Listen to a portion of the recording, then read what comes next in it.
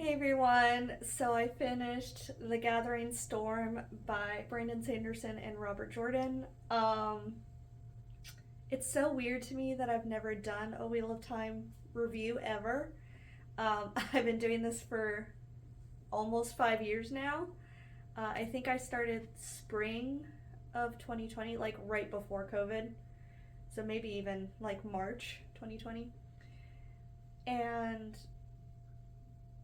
I've never done a review, so it's just kind of interesting to me. So this is my first review, which is weird because it's the 12th book in the Wheel of Time. So this is full spoilers of The Gathering Storm. So if you've not read up to The Gathering Storm, please do not watch this video. I am going to spoil things. If you want my non-spoiler thoughts, this is an amazingly paced Wheel of Time book. It's probably one of the best paces. Maybe The Shadow Rising. The Shadow Rising had really good pace too. I'm trying to think. There was one other that I really liked the pace of. Obviously, the shorter ones are paced better. Like Dragon Reborn is paced really well, but it's very short. This is a very well-paced book. It's the best pace I've ever read of Brandon Sanderson. I don't really like his pacing, but the pacing of this book was great, which is different than all of his other books. So I'm going to go ahead and just start at the beginning and run the videos of my vlogs. So let's put that in here. Hey everyone, how's it going? I know I've been incredibly lazy recording this video. I've just put it off, but I'm a quarter of the way through Gathering Storm. I know it's flipped, so it's backwards, but you get it. Gathering Storm. This is the 12th. I should have just gone with my gut.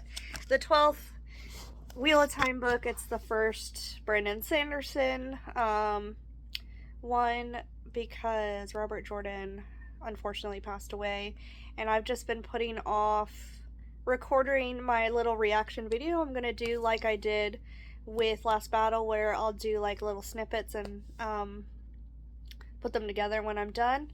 So about a quarter of the way through, and it's one of my favorites so far. It hasn't had a dull moment yet. There's just everything you wanted to hear about, you hear about, and it's not, the writing style is not as different as I thought it would be, so that's amazing. I was really worried that I would be able to tell the difference, because I didn't always like the pacing of Brandon Sanderson's books. I've only read 3 of his though, so I'm not the biggest judge of Brandon Sanderson because I haven't read that much of his, but I've not always liked his pacing. Actually, I don't think I've ever liked his pacing.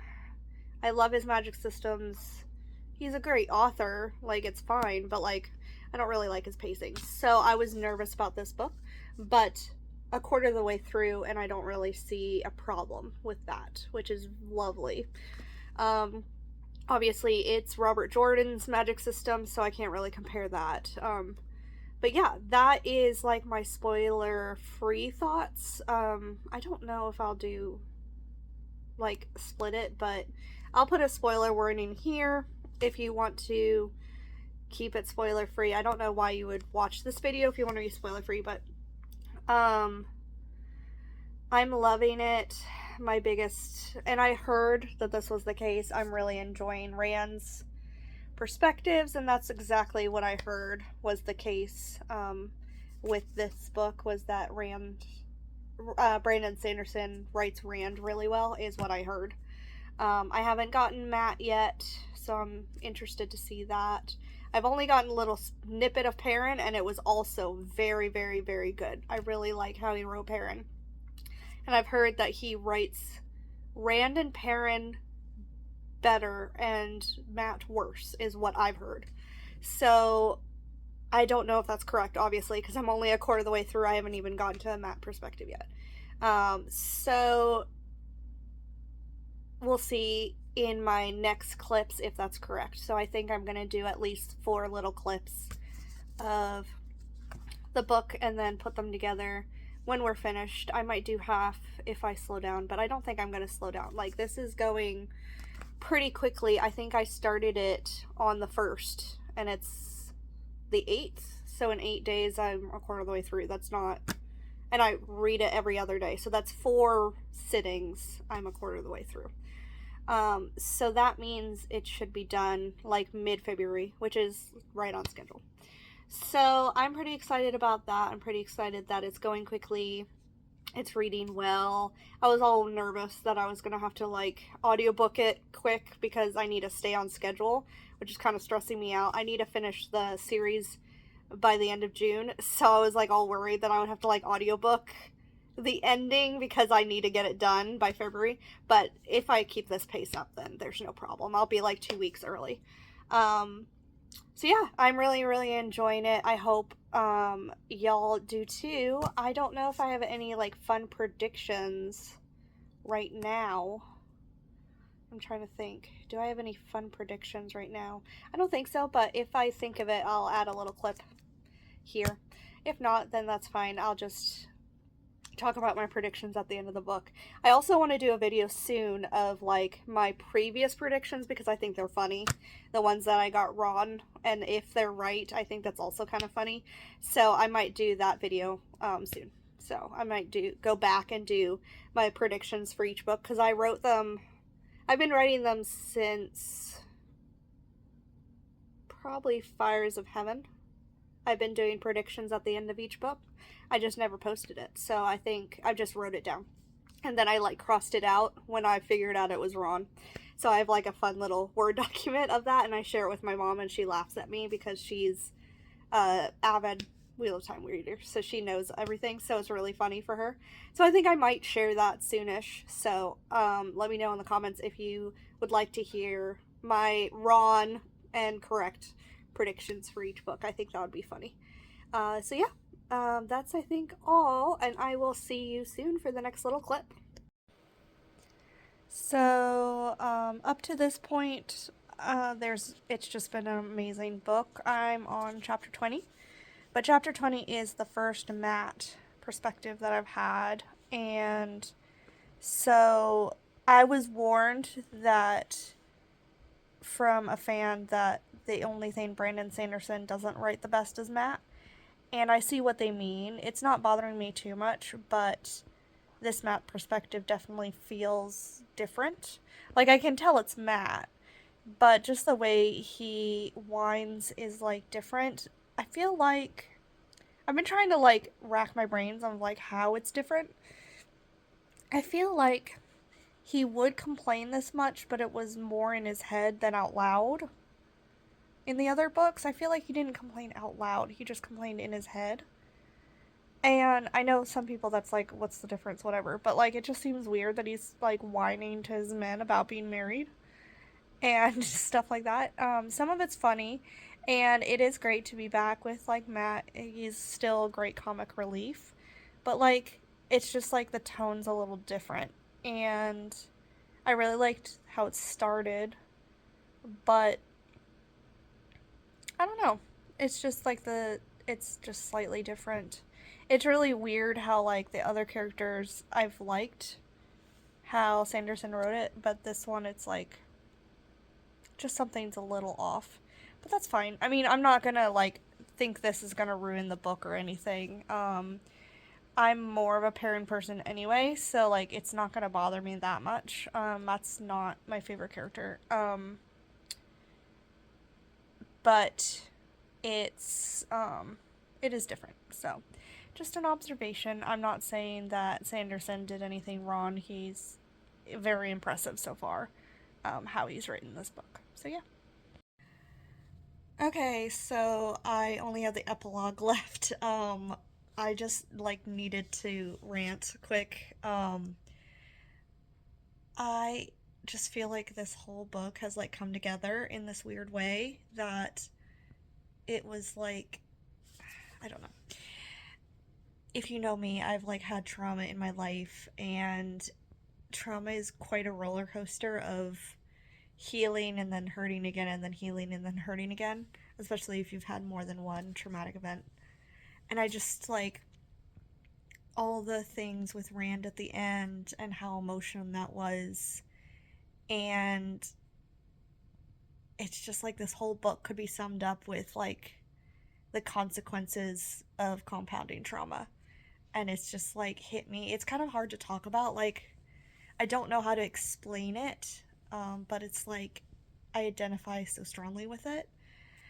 And it's just been like, that's why I've liked the book so much, is because everything Rand's been going through is so close to my heart, I guess. And yeah, I just, it's hard to read, but it's wonderful to read, I guess. And it's just like all this tension's been building this whole book, and further than this book, longer than this book. And it's just like this release of this last chapter before the epilogue, I haven't read the epilogue, is just like a big deep breath. And I just had to record to like say that like I just feel like I can breathe again, which is funny. So yeah, it's been like I've been holding my breath through this whole book, and then I finally released it when Rand released it. So yeah, it's, oh goodness. So I'm just gonna read the epilogue quick, and then I'm gonna record my like final thoughts and the introduction to the video. It's gonna be kind of a weird, choppy video, I feel like, but I have lots of thoughts, so I'll be back soon. So, I finished the epilogue and it was great as well. I love how much of Rand and Egwene are in this book. It's awesome. Um, I didn't realize how much I liked Rand as a character. He was kind of just like in the middle. Um, Kind of like no one's favorite character in Harry Potter is Harry Potter kind of thing. Though he's much better in the books than the movies. He's very snarky and funny. Um, but um, Rand was never my favorite character, and he is so interesting in this book. He has like his worst lows and his highest highs in this book, and I loved it. Um, there's so many things I loved in this book. I'm sad that didn't get more Perrin. I'm very excited to see his cliffhanger. We were given that he met Galad and that Galad saw his mother, which has been a thing since I don't even know what book that was. It might have been Fires of Heaven. It might have been Shadow Risings. I don't know when things happen. I can't remember. But I'm so excited for that cliffhanger. I'm excited for Matt. Um, I'm excited to see what he does. Obviously, he didn't do a ton in this book. He had like kind of side adventures in this book, which was fine because I like Matt. Um, but I've read and heard that Brandon Sanderson didn't really know how to write Matt, so it makes sense that he wasn't in this book that much. It's kind of sad that Perrin was less than Matt because I liked how he wrote Perrin. I really liked. I don't remember if it was the prologue or if it was like one of the earlier chapters with Perrin. I liked how Sanderson wrote Perrin. So those are some thoughts about the book. I love the stuff with Egwene. She can get annoying. She's been annoying in the past. She wasn't really annoying in this book at all. She was wonderful. It just felt like this book went so quickly but so slow at the same time. Not that it felt slow, but like it's hard to remember the beginning of this book, what was happening. But I was already liking Egwene's stuff the most in Knife of Dreams, so the fact that she's in this so much is just fantastic. It's so satisfying to get an ending to all the Saladar stuff, all the split in the tower stuff. To get an ending to that is just like, done. And to get an ending to Rand's,